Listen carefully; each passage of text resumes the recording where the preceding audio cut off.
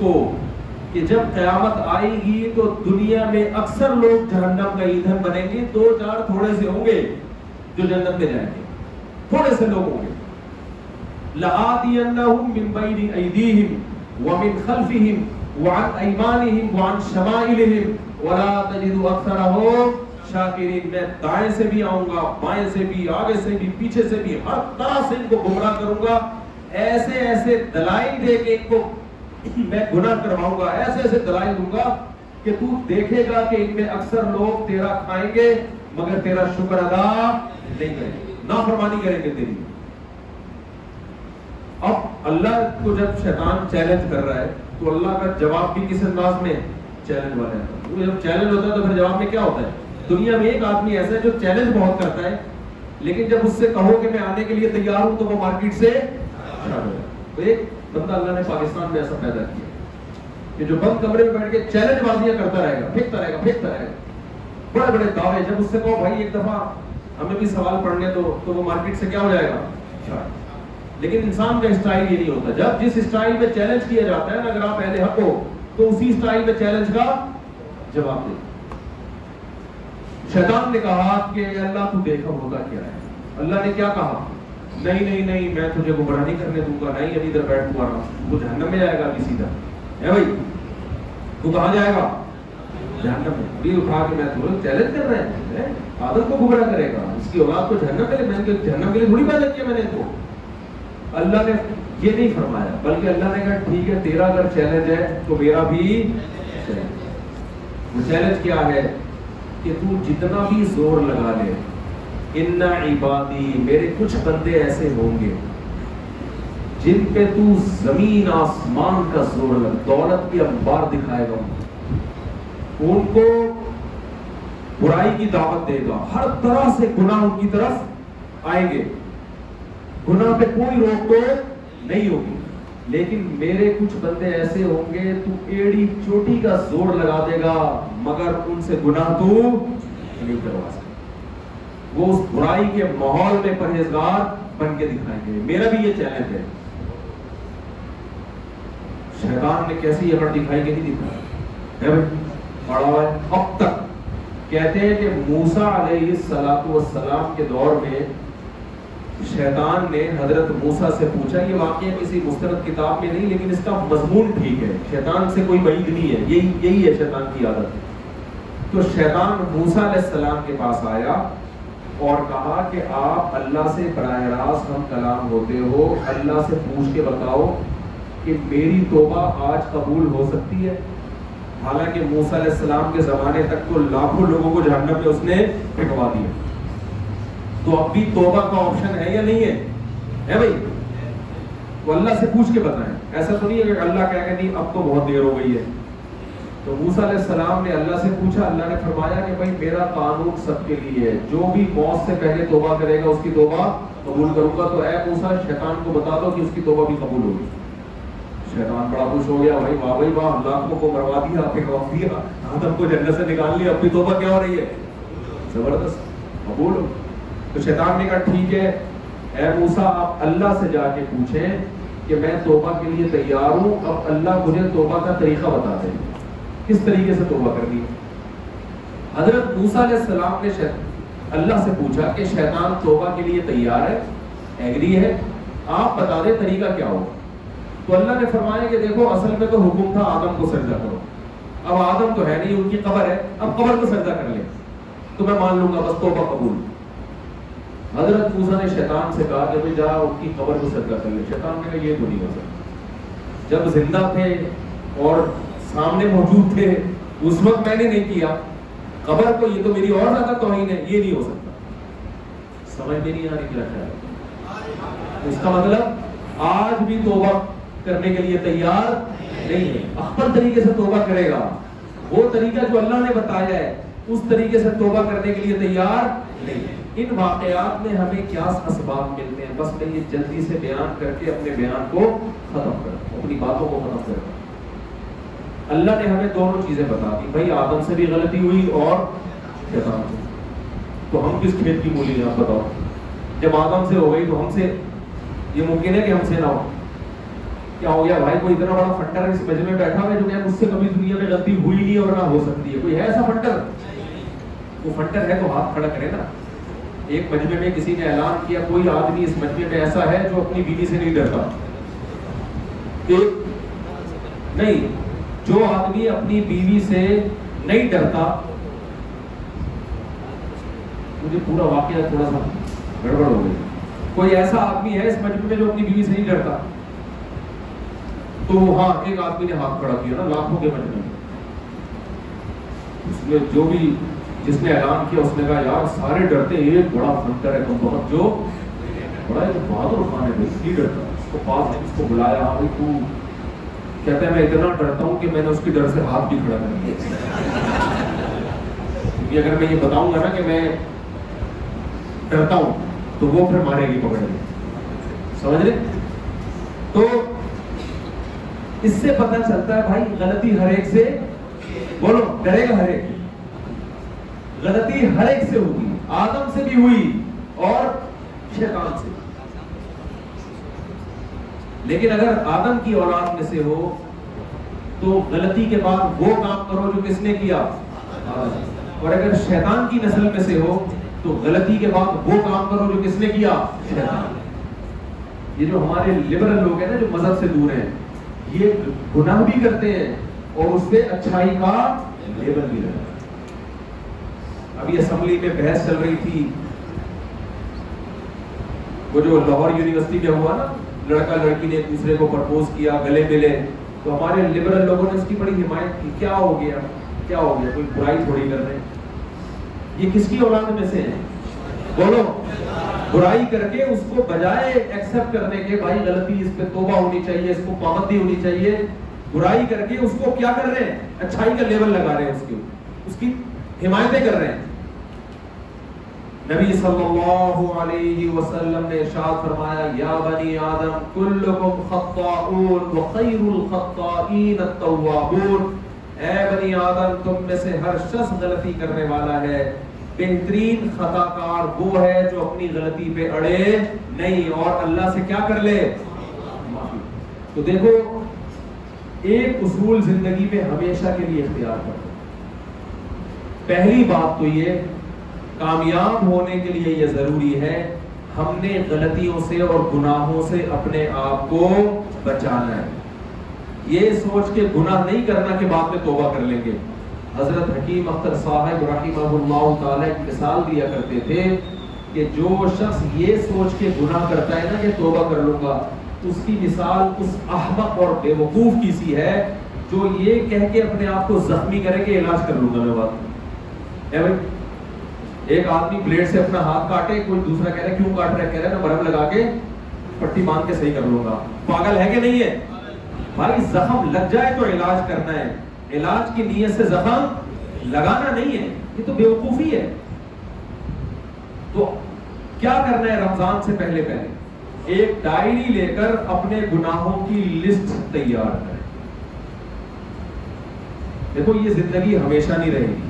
آج ہم یہاں بیٹھے ہوئے ہیں، 50 سال کے بعد بھی بیٹھے ہوئے ہوں گے، سب لیٹے ہوئے ہوں گے. کیا خیال ہے؟ ایسے ہی ہے.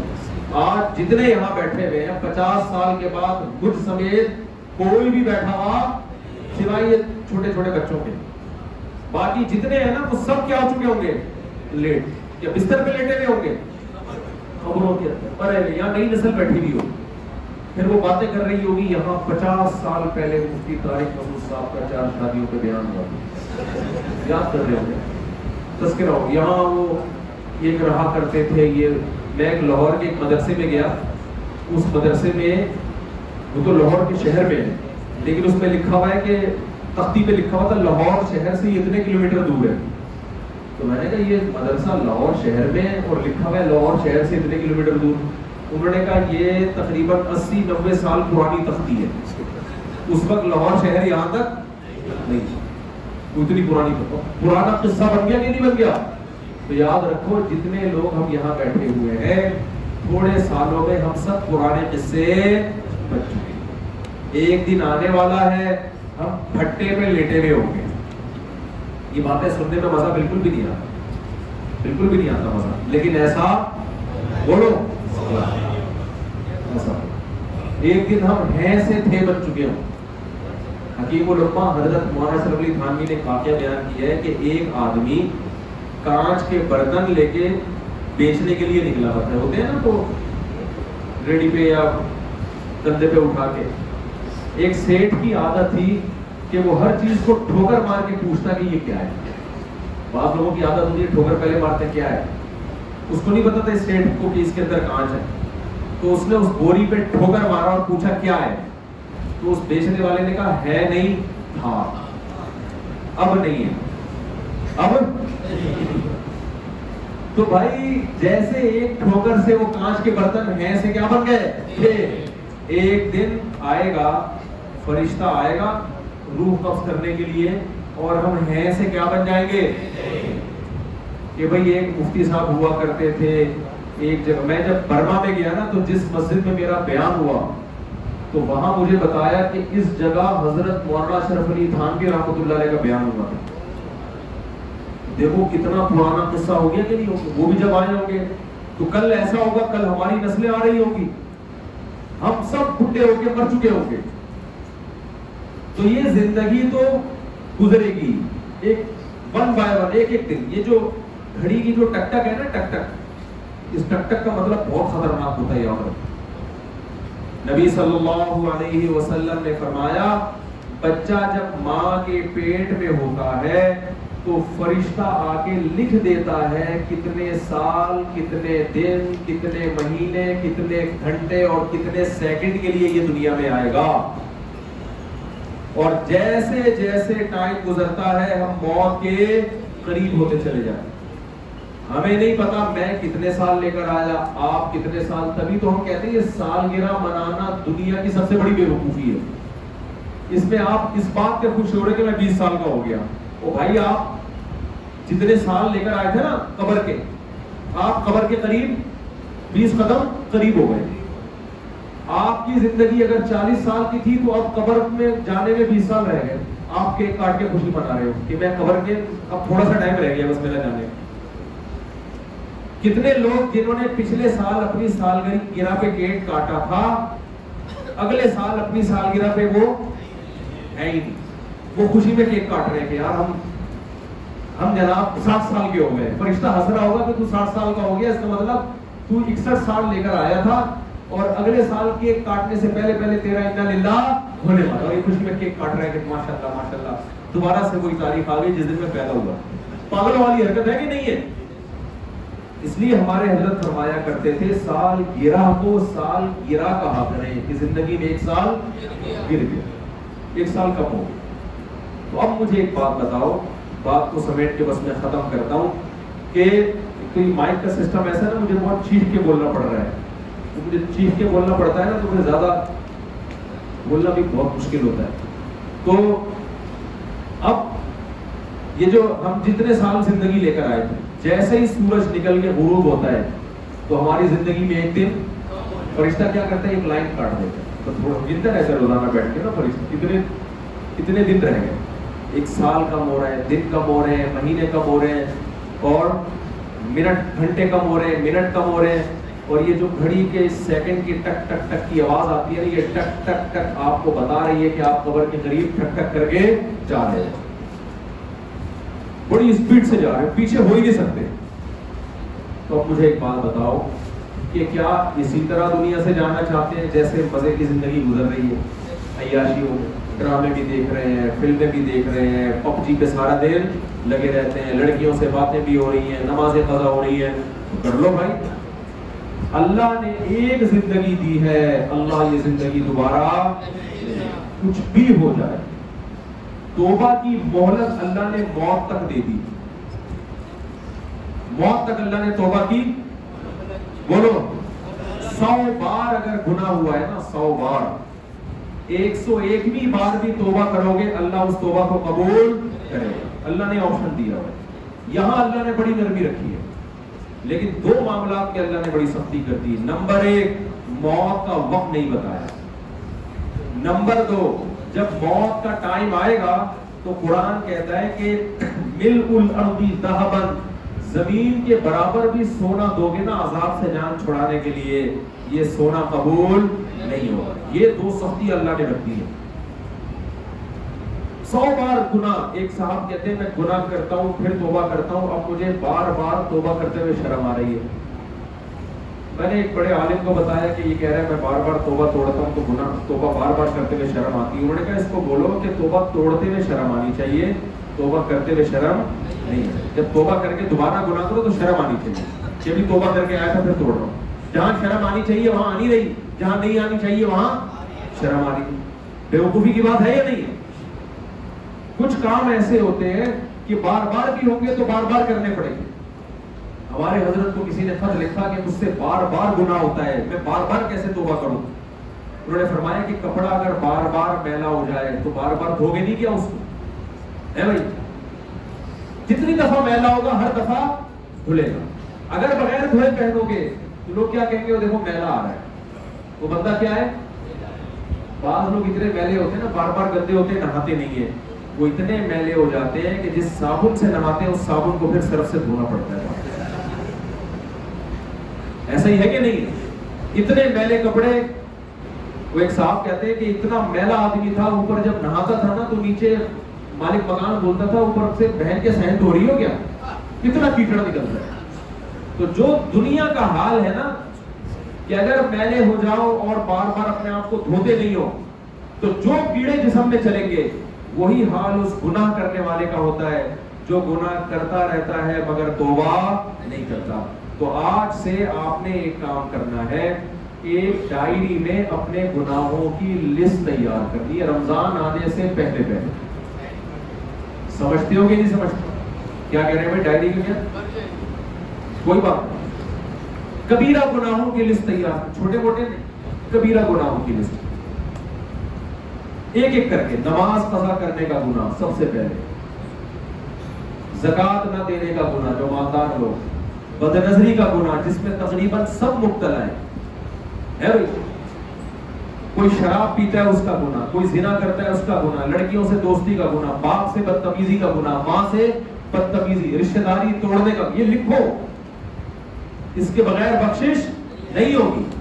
اللہ نے کسی بھی قوم کو تہجد چھوڑنے کی وجہ سے ہلاک نہیں کیا. قرآن میں آپ اٹھا کے دیکھیں، کسی قوم کو اللہ نے اشراق چھوڑنے کی وجہ سے ہلاک نہیں کیا. کسی قوم کو صبح و شام کی تسبیح نہ پڑھنے کی وجہ سے ہلاک نہیں کیا.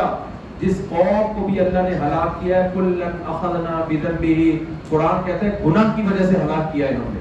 کوئی قوم نام توڑ میں کمی کرتی تھی اس لیے تباہ کیا، کوئی قوم لڑکوں سے بدفعلی کرتی تھی اس لیے تباہ کیا اللہ نے اس کو. تو گناہ پہ اللہ پکڑتا ہے.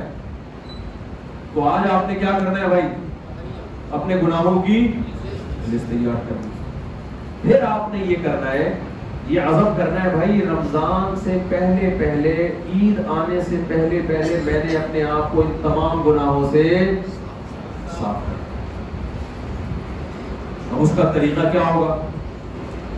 اس کا ایک آسان اصل طریقہ تو یہ کسی شیخ سے انسان باقاعدہ اصلاحی تعلق قائم کرے، بزرگ سے اصلاحی تعلق قائم کرے، کسی اللہ والے کو بتائے کہ میری یہ گناہ چھوٹتے نہیں ہیں، وہ آپ کو طریقے بتائیں گے.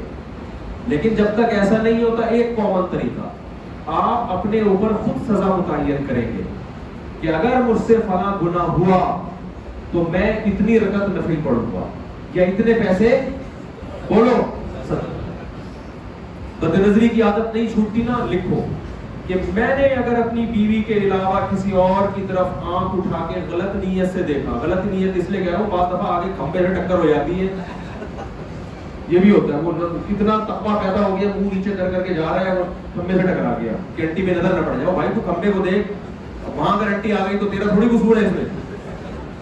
ایک آدمی انٹرویو دینے گیا تو خاتون انٹرویو لے رہی تھی، یہ منہ نیچے کر کے انٹرویو دیکھ کر آیا، اس کو فیل ہی کر دیا. اس کو تو بات کرنے کی طبیعت نہیں، انٹرویو میں تو دیکھنا پڑے گا نا. اس کو رشتہ لینے گیا، منہ نیچے کر کے بیٹھا ہوا ہے وہاں پہ، تو جس سے شادی ہو رہی ہے اس کو تو دیکھے گا نا. تو ورنہ وہی قصہ ہو جائے گا.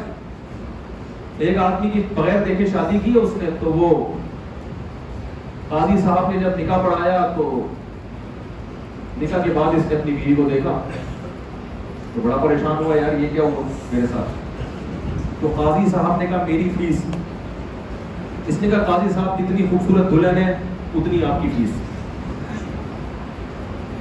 قاضی صاحب نے کہا کہ قاضی صاحب سے اس نے کہا جتنی خوبصورت دلہن ہے اتنی فیس. قاضی صاحب خوش ہو گئے, یار دلہن تو سب کی خوبصورت ہی ہوتی ہے, تو بڑی فیس ملے گی.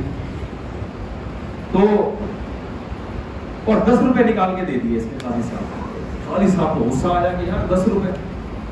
پھر قاضی صاحب نے دلہن کا گھونگھٹ اٹھا کے دیکھا اور 5 روپے واپس کرے. بولے یہ 10 بھی کیا ہے. تو کیا کہہ رہے ہیں, اچھا تو اس لیے میں کہتا ہوں کہ جہاں ضرورت ہو وہ تو ایک الگ بات ہے, بری نیت سے تو اپنا معمول بناؤ. یہ ابھی سب عزم کریں, فیصلہ کریں کہ جب بھی کسی غیر محرم کی طرف نظر اٹھائیں گے اپنے آپ کو سزا دیں گے. وہ سزا کیا ہے؟ غریب آدمی کے لیے 50 روپے. ایک دفعہ دیکھنے پر اپنے آپ کو سزا کیا دینی ہے؟ یہ غریب آدمی. مالدار کے لیے 50 روپے رکھنا ہو تو سارا دن دیکھتا رہے گا, شام کو کوئی مطلب 4-5 لاکھ روپے کما رہا ہے, وہ کہے گا یار چلو کوئی مسئلہ نہیں, 40-50 ہزار روپے اس میں لگ بھی گیا مہینے کا, کوئی مسئلہ نہیں. اس کو لیے پھر 50 نہیں, وہ 500 یا 1000 ہو گئے. بہت کروڑ پتی ہے, اور ابھی میں چھوڑو کیا بتاؤں, بہت زیادہ کروڑ پتی ہے, تو وہ 50,000 بھی کر سکتا ہے. تو اپنے آپ کو کیا کرنی ہے بھائی؟ سزا دے. اور اس کا اتنا فائدہ ہوگا, جسمانی فائدہ بھی اور انشاءاللہ روحانی فائدہ. روحانی فائدہ کیا ہوگا؟ آنکھوں میں نور پیدا ہو جائے گا, رونق پیدا ہو جائے گی. یہ جو ہر وقت گند میں منہ مارتا ہے نا حرام میں, اس سے جان چھوٹے گی. حرام کچھ بھی کرے گا نا انسان, وقتی سکون ملتا ہے, جیسے ہیروئن میں وقتی سکون ہے, بعد میں ہمیشہ کا عذاب. تو یاد رکھو جو بھی حرام کی طرف جاتا ہے وقتی سکون اس کو ملتا ہے, لیکن دل سے اللہ اس کے سکون کو چھین لیتے ہیں, اس کو وہ سکون میں نہیں آ سکتا. یہ گورے اتنی خودکشی کیوں کرتے ہیں؟ ان کو تو دنیا کی ہر چیز میسر ہے, پھر بھی سب سے زیادہ خودکشیاں کہاں ہوتی ہیں؟ ان کنٹریز. تو حرام میں اللہ نے سکون رکھا ہی نہیں ہے. تو پہلا فائدہ کیا ہوگا دل میں؟ بولو. دوسرا فائدہ کیا ہوگا؟ جسم کو فائدہ ہوگا. جسم کو فائدہ یہ ہوگا کہ 4 شادیوں پر میرا بیان سمجھ میں نہیں آ رہا, وہ سمجھ میں آنا, بولو, آپ کی انرجی سٹور ہونا شروع ہو جائے. جو عفیف اور پاک دامن لوگ ہیں اللہ نے ان کو طاقت اور قوت زیادہ دی ہے. جو ہر وقت حرام پہ رالے ٹپکاتے رہتے ہیں وہ حلال کے قابل, بولنے میں کیا جا رہا ہے, وہ شادی سے پہلے کسی حکیم کے پاس, کوئی بھی کسی حکیم کے پاس جا رہا ہے نا شادی سے پہلے, سمجھ لو کیوں جا رہا ہے. وہ بیٹھے رہتے ہیں, ان کو جب بتاؤ کہ دوسری شادی ہو, کہتے ہیں یار یہاں ایک ہی سفر رہی, کس کی بات کرتے ہیں. وجہ کیا ہے؟ اپنے آپ کو حرام میں پگھلا دیا, انہوں نے ضائع کر دیا. تو دوسرا فائدہ کیا ہوگا؟ بولو. جسم, طاقت آئے گی جسم کے اندر, روحانیت بھی پیدا ہوگی, صحت بھی اچھی ہوگی, برائیوں سے جان چھوٹے گی, عزت ہوگی معاشرے میں. ورنہ بدنظری کرنے والا محلے میں بھی بدنام. اور یہ بات خوب اچھی طرح نوٹ کر لو, جس نے جوانی میں بدنظری نہیں چھوڑی, میں اگر قسم اٹھا کے بولوں نا کہ بڑھاپے میں نہیں چھوڑے گا تو میں غلط نہیں ہوں. بڑھاپے میں نہیں چھوٹے گی. پھر یہ بڑھاپے میں وہی چھوڑے گا جس نے جوانی میں پہلے چھوڑ دی ہو. اگر آپ نے جوانی میں عورتوں کو دیکھنا نہیں چھوڑا تو بڑھاپے میں آنکھیں پھاڑ کے ہوگا کچھ بھی نہیں, ہوگا کچھ بھی نہیں. لیکن دھڑک ایسی پیدا ہوگی نا, ہوس ایسی پیدا ہوگی کہ نظر کی حفاظت کرنا آپ کے لیے ناممکن ہو جائے گا, اور بدنام ہو کے مرو گے. لوگ بولیں گے اس کو دیکھو کیسا آدمی ہے. یہاں ہمارے بزرگ حضرات بھی بیٹھے ہوئے, ان کی توہین مقصد نہیں ہے. یہ تو سب جوانی میں الحمدللہ توبہ کر چکے, تبھی تو مسجد میں آئے ہیں, ورنہ بڑھاپے میں مسجد میں آنا آسان کام نہیں ہوتا. بڑھاپے میں مسجد میں وہی آتا ہے جو جوانی میں آ چکا ہو.